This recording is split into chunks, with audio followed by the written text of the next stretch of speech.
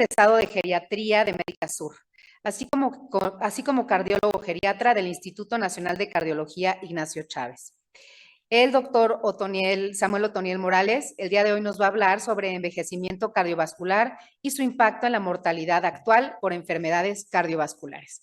Le damos la más cordial bienvenida y le damos el micrófono. Buenos días.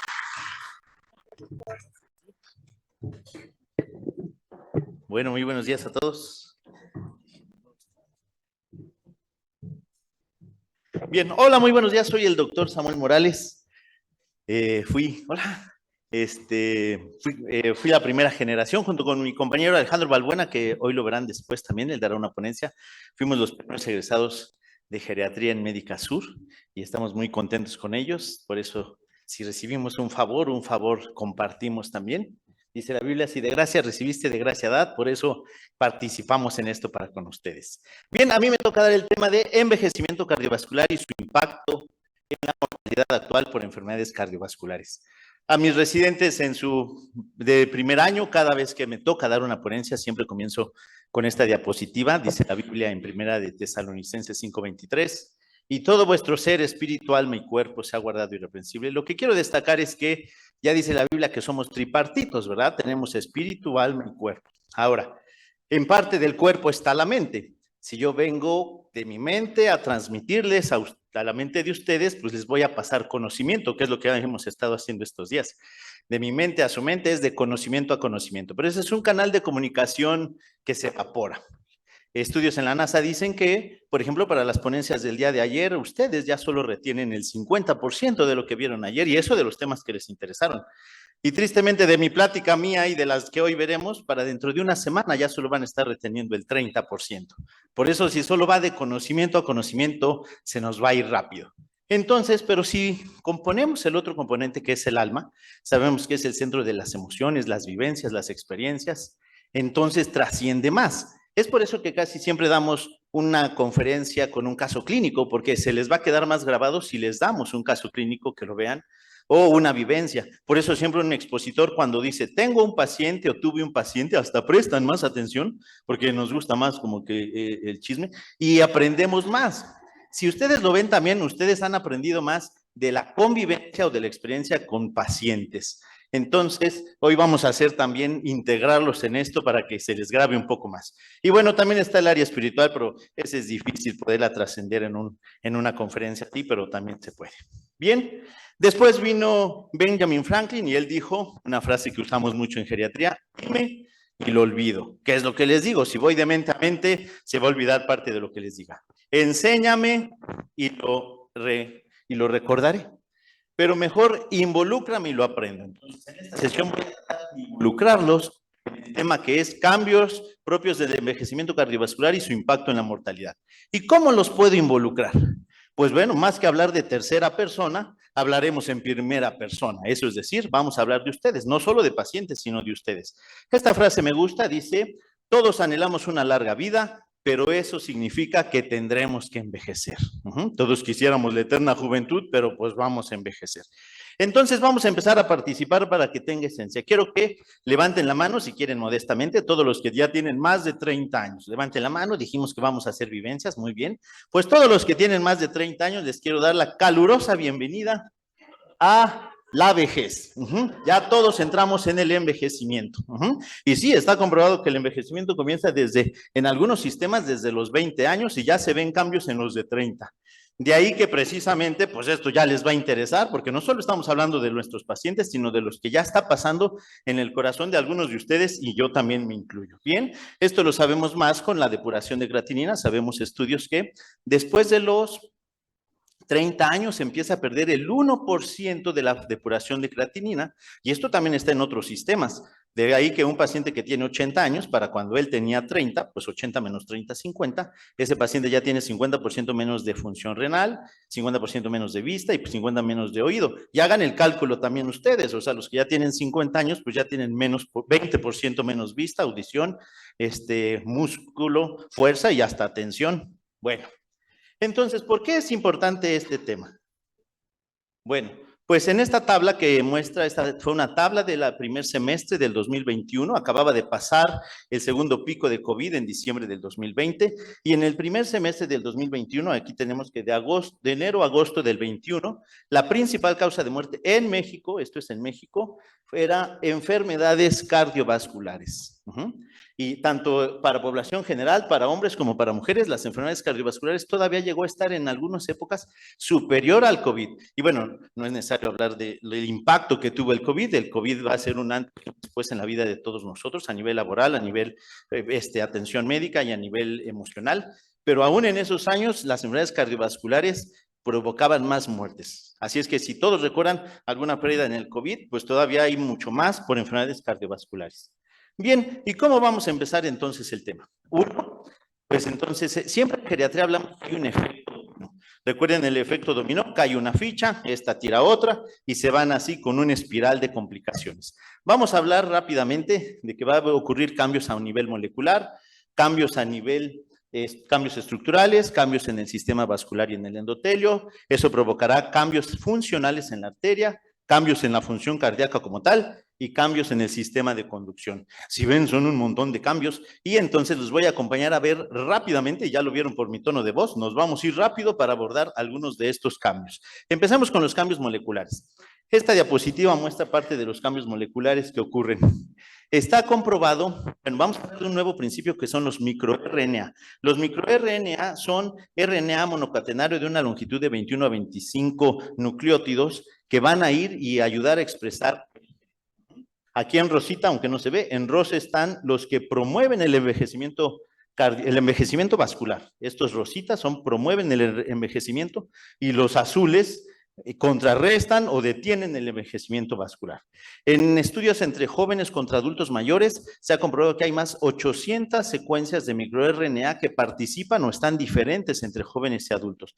Por ejemplo, veamos estos rosas, el microRNA 217 o 22 que participa con la proteína sirtuina 1. Sabemos que la sirtuina de los 7 isotipos conocidos de sirtuinas, la número 1 es la más estudiada, y esta tiene que ver con el estrés oxidativo, con la senescencia celular y con la inflamación. Y si ven, estos son tres temas, en geriatra son las perlas que manejamos, la senescencia y el inflammaging son temas que siempre tenemos que dar, como ahorita lo vieron un poco en delirio. Y hay estudios comprobados que ya se sabe la vía, los mecanismos de senescencia para el corazón, como un cardiomiocito en base a estos va a progresar a fibrosis, como también hay vías de inflamación desde el cardiomiocito y como el cardiomiocito también por el factor de crecimiento número 1 puede progresar a hipertrofia. Entonces ya está conocido que hay un estrés. Bien, uno de los temas que les dije es senescencia. Senescencia hablábamos que es que el paciente joven puede adaptarse a los cambios, adaptarse a una infección urinaria, adaptarse a una infección viral, bacteriana, a una enfermedad. Un joven se puede adaptar, tiene buena respuesta al estrés, puede tener una capacidad de neutralizar el daño. Pero el paciente mayor ya no tiene esa capacidad de adaptación, va a provocar citocinas, va a facilitar oxidantes y va a entrar las células a lo que le llamamos el arresto celular, dejan de dividirse, que es la senescencia, para encaminarse a la muerte celular. Entonces, el que el adulto mayor ya no tenga esa respuesta adaptativa ante los agentes patógenos lo va a llevar a un estado de inflamación crónica. Eso es lo que hemos llamado y todos conocemos como inflammaging, que es que el adulto mayor, a comparación de los jóvenes, en su sangre circulan más sustancias proinflamatorias, sustancias de crecimiento, factor de necrosis tumoral, y también ya hay vías conocidas, como aquí tenemos vías para que faciliten la presencia de enfermedad cerebrovascular, insuficiencia cardíaca, cardiopatía isquémica, aterosclerosis e incluso temas como ayer de demencias. Entonces, casi cuando nosotros en geriatría no nos sabemos una respuesta, oye, ¿por qué causa esto? Inflammaging. O sea, siempre la inflamación va a tener una vía para saberlo. Y bien, esta imagen, el corazón con bastón, estará presente en las diapositivas más importantes. Cuando la vean esa es como que las perlas de mi plática. Bueno, entonces dijimos que hay cambios moleculares, ya los vimos, vámonos ahora con los cambios en la estructura del corazón. Recuerden que estamos hablando de ustedes también. El corazón va a ir aumentando de tamaño, el corazón va a ir aumentando la masa del ventrículo izquierdo. Miren, desde los 30 años, les decía, va a ir aumentando hasta un 15% de los 30 a los 70 años y después de los 60 no solo también aumenta, sino hasta 1 gramo por año después de los 65. Eso va a ir provocando que haya una progresión de rigidez y aumento del grosor en todo el ventrículo izquierdo, pero principalmente en el septum o en la pared del ventrículo izquierdo. A eso le llamamos el septum senil. Y también la hipertrofia del aurículo izquierda, que va a facilitar para después que vengan las arritmias. Bien, si lo llevamos como un diagrama, este sí lo quise hacer, los miocitos pueden irse hacia hipertrofia, vimos el canal para inflamación llevar hipertrofia, o los miocitos pueden morir o atrofiarse. Pero si esos miocitos se van a ser reemplazados por fibroblastos, y los fibroblastos van a hacer su trabajo. Ellos van a provocar más tejido fibroso, producir más colágeno, y aquí se hace un círculo de fibrosis que va a llevar a un ventrículo más rígido y un ventrículo que se distiende menos o menos elástico. Esto está más presente en hombres, para que lo tomen en cuenta, también está más presente en los que ya son hipertensos, todavía va más rápido a la hipertrofia, y lo que dijimos, 35% de los miocitos ventriculares muere entre los 35 y 70 años. Siguiendo con los cambios, ahora vamos a hablar de cambios en el sistema vascular y en el endotelio. Esta es una diapo de Castañeda, gracias. Este es que va a haber mayor rigidez, aumento de colágeno, disminución de elastina, los vasos sanguíneos se hacen más gruesos, más tortuosos, y a eso le llamamos angiogénesis alterada. También va a haber depósito de sustancias en la matriz. Miren, hasta más del 50% de las personas de 70 años ya tienen depósito de amiloide en su sistema cardiovascular, y lo que sabemos es que al haber menos elastina, va a haber menos distensibilidad. Entonces, este es como un comparativo de un vaso sanguíneo de un joven contra un vaso sanguíneo de un mayor. ¿Qué pasa aquí? Bueno, en el del joven hay buena angiogénesis y en el del mayor dijimos que ya hay una angiogénesis alterada. El joven tiene tendencia a la vasodilatación, pero el adulto mayor ya tiene más bien poca vasodilatación. Todavía él es protector, él tiene protección anticoagulante, pero el adulto mayor ya tiene tendencia al tromboembolismo, son sustancias procoagulantes. Va a tener todavía la capacidad de reparación vascular, pero aquí miren lo que hablamos de inflammaging, hay más estrés oxidativo, hay más inflamación, hay más rigidez vascular, y entonces nos va a llevar a un vaso sanguíneo que ya no está bien.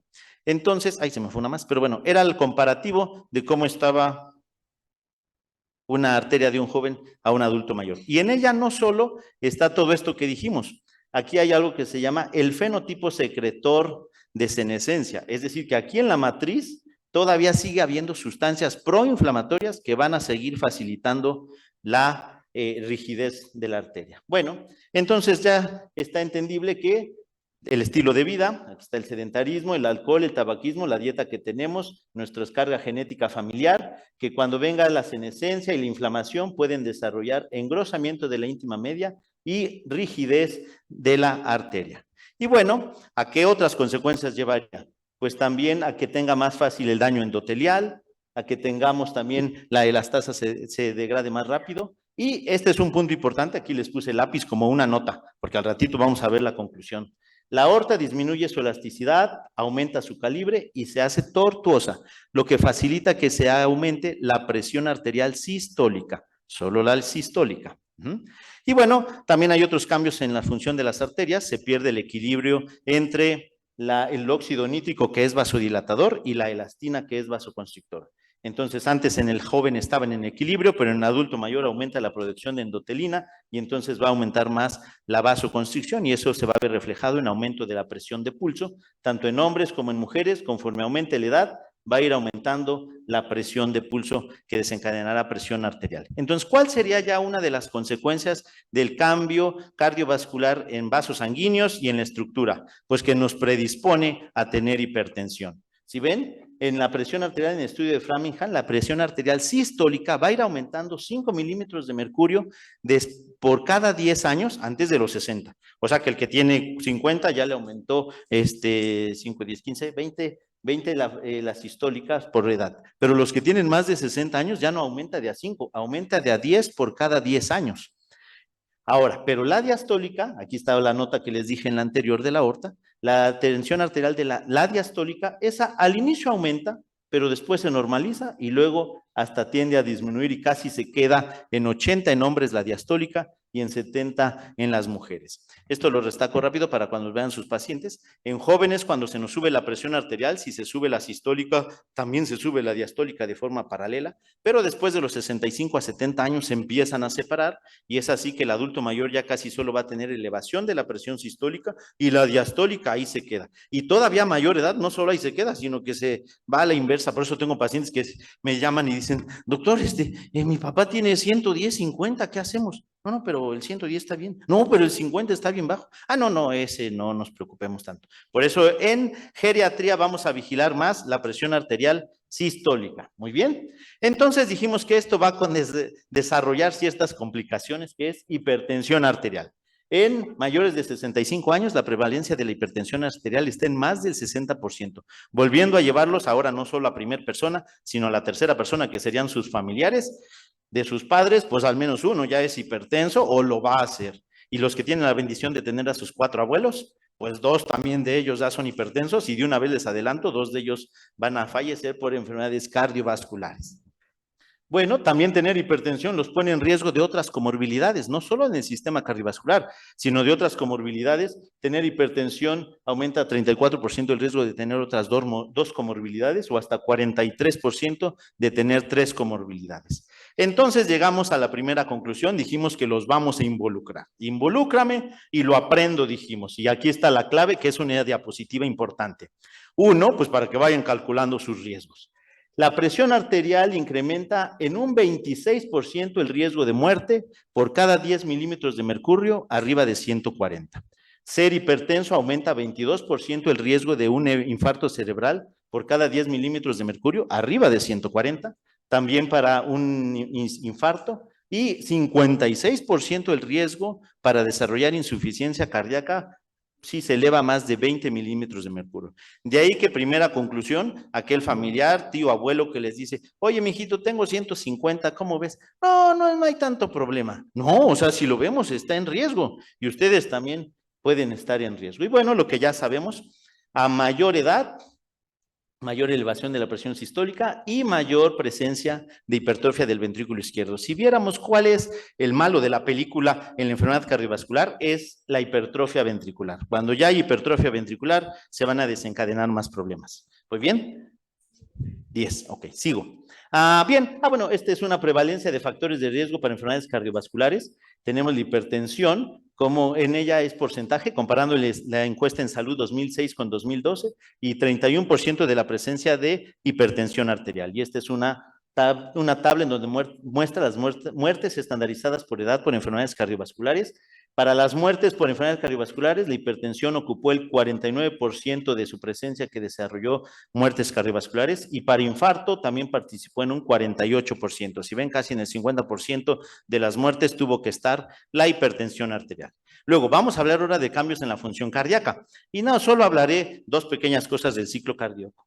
Uno es lo que le llamamos la diástole ventricular, que es donde los ventrículos se llenan, y la sístole auricular, que es donde los aurículas se exprimen para pasarle el volumen al ventrículo. Bueno, lo que pasa aquí es que el llenado del ventrículo en el joven representa el 80% del volumen que va a tener el ventrículo. Cuando está en la diástole, se llena el ventrículo, pero en los adultos mayores ya no se llena el 80% proveniente de esa relajación, ya solo se llena el 60%, y eso por lo que ya vimos, por el incremento de la rigidez, por disminución de la bomba tepeasa que se encarga de capturar el calcio. Si sabemos, necesitamos calcio tanto para la relajación como para la contractura. Bueno, el hecho es que dijimos que ya nada más se llena el 60% del ventrículo, pero entonces nos falta un 40% para rellenar ese ventrículo de volumen. Ese 40% ahora lo va a dar la aurícula. Eso es lo que le llamamos la patada auricular. La aurícula se exprime para acabar de proveerle de volumen de sangre al ventrículo. En los jóvenes solo le provee el 10%, pero en los mayores les tiene que completar el 40% para que logremos conservar un buen gasto cardíaco o un buen latido. Pero eso está generando que tanto el ventrículo se engruese o se hipertrofie, como la aurícula también. Y bueno, hay más cambios en la función cardíaca. Cambios en el electrocardiograma, el eje se desvía a la izquierda, ya hablamos de mayor rigidez y ya hablamos de aumento de la presión. Bueno, Todavía nos falta otro componente que es la poscarga. Como ustedes saben, el ventrículo quiere sacar la sangre hacia la aorta, pero hay una resistencia que va a estar ahí. Esa se llama la poscarga. Tiene que ver con la rigidez vascular, con la rigidez de la aorta. Eso hará que entonces el ventrículo tenga que hacer más fuerza para vencer esa resistencia, que se llevará en mayor trabajo del ventrículo, mayor hipertrofia y por consecuencia que el ventrículo se aumente de tamaño. Por eso llegamos a la vía común de todo el esfuerzo cardíaco, es la hipertrofia, tanto auricular como ventricular. Claro, la hipertrofia es un mecanismo adaptativo para mantener la frecuencia cardíaca en respuesta a los cambios estructurales. Primero, sí nos sirve, es un mecanismo adaptativo que sí nos sirve, pero ya en el adulto mayor, tener un ventrículo hipertrofiado lo pone en pauta para irse a una falla cardíaca. ¿Bien? Sigo. Y bueno, eso generaría ya tener un ventrículo hipertrofiado fácilmente que venga la insuficiencia cardíaca. Si ven, de hipertensión para que progrese insuficiencia cardíaca, la perla o lo que les dije, el malo de la película es la hipertrofia del ventrículo izquierdo. Bien, hablando de insuficiencia cardíaca, aumenta la prevalencia 10% a los 65 años, 20% en mayores de 70 años y hasta 40% en los mayores de 80 años y es la principal causa de ingreso en los pacientes de más de 60 años. Hablando de insuficiencia cardíaca y otras enfermedades crónicas, esta es la decadencia que vamos viendo. Ese fue tema de ayer, vieron cómo es de evolución en un paciente con insuficiencia cardíaca. Ya no me detengo. Bien, llegamos a otra diapositiva importante, involúcrame y lo aprendo. Y esto es que vamos a introducir un término nuevo que se llama presbicardia. Bien, todos sabemos que el prefijo presbi tiene que ver con envejecimiento, presbiacusia y demás, pero aquí presbicardia significa que los cambios estructurales y funcionales en el corazón propios de la edad, nada más le estamos poniendo la edad, ya lo ponen al corazón en tal vulnerabilidad que cuando llegue una infección de vías urinarias, una fiebre, una gripe o una cirugía, el paciente caiga en insuficiencia cardíaca. Bien, y luego todavía nos faltan los cambios en el sistema de conducción. Me voy rápido.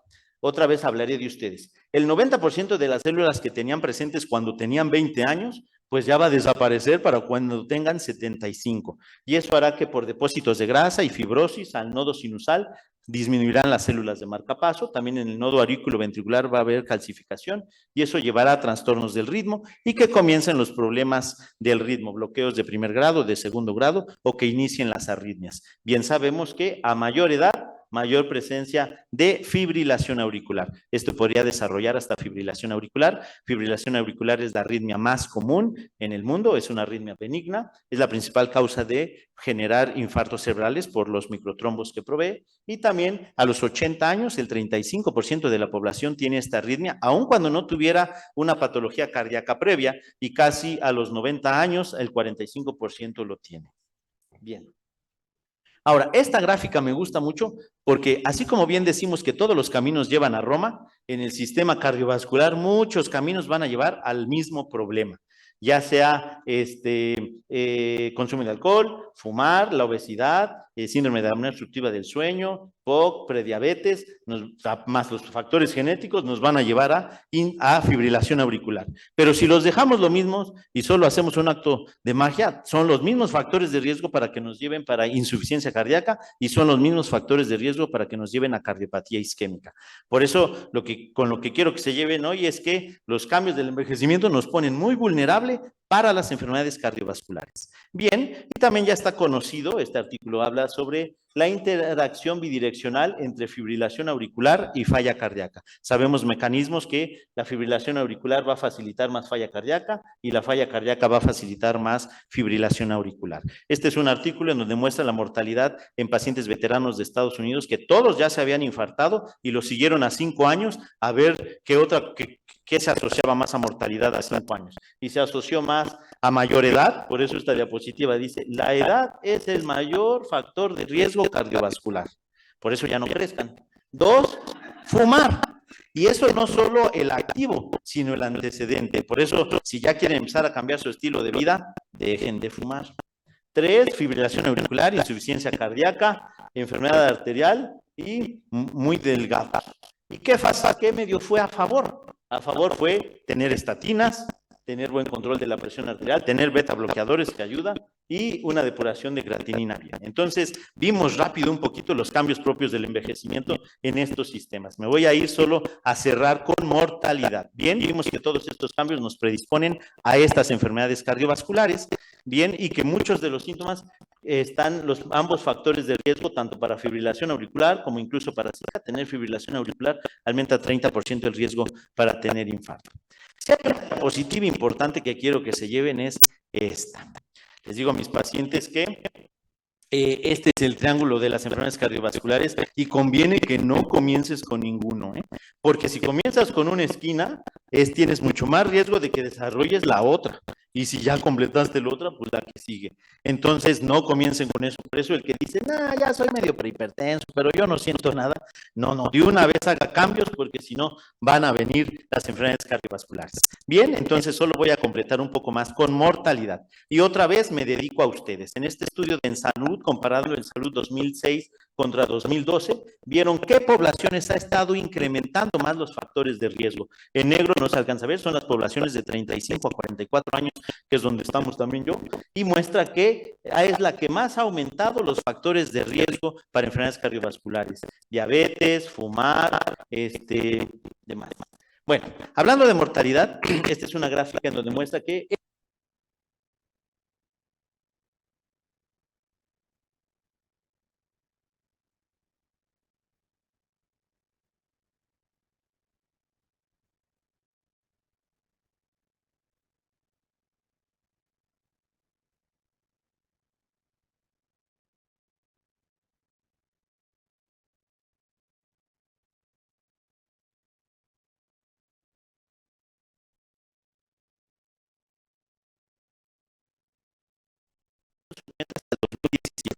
en este muestra enfermedades cardiovasculares está en este tono azul y vemos cómo desde aquí a aquí empieza a abrirse las alas de mariposa para aumentar las muertes por enfermedad cardiovascular.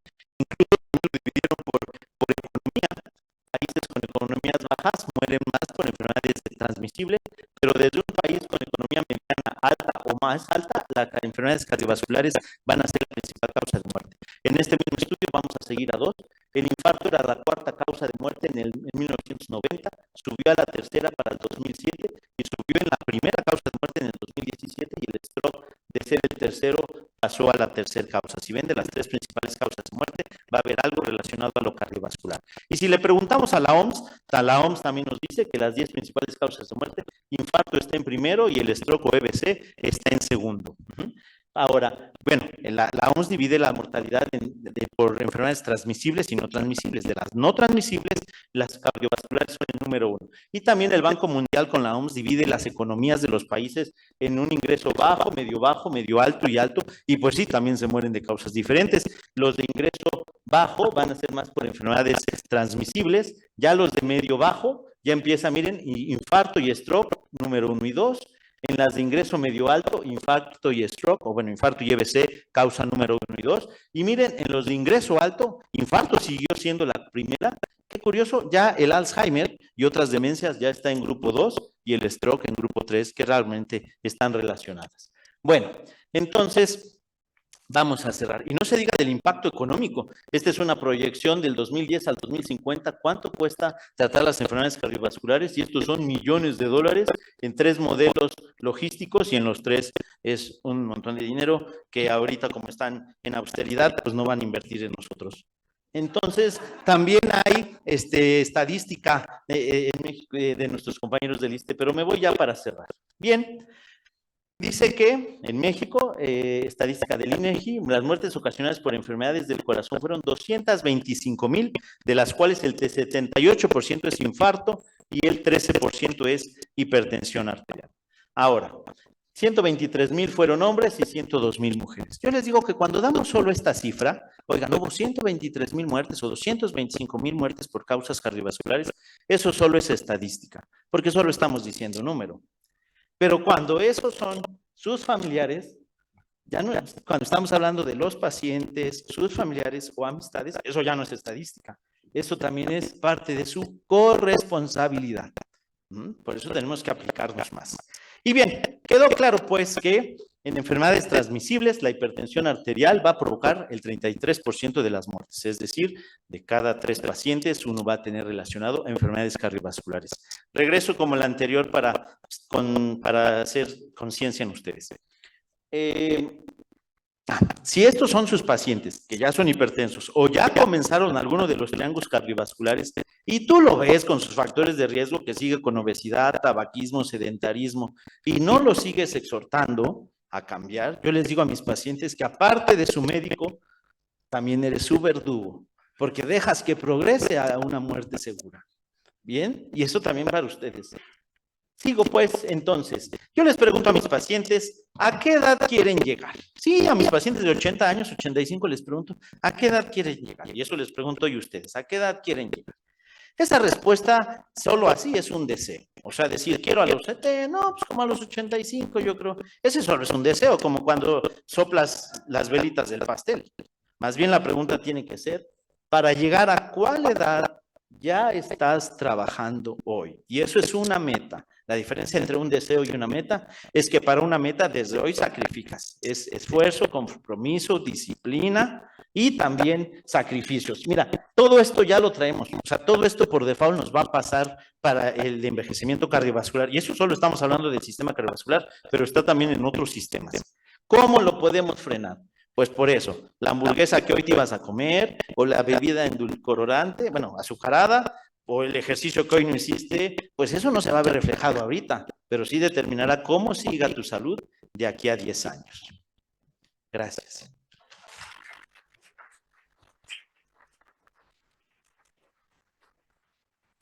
Muchas gracias al doctor Samuel.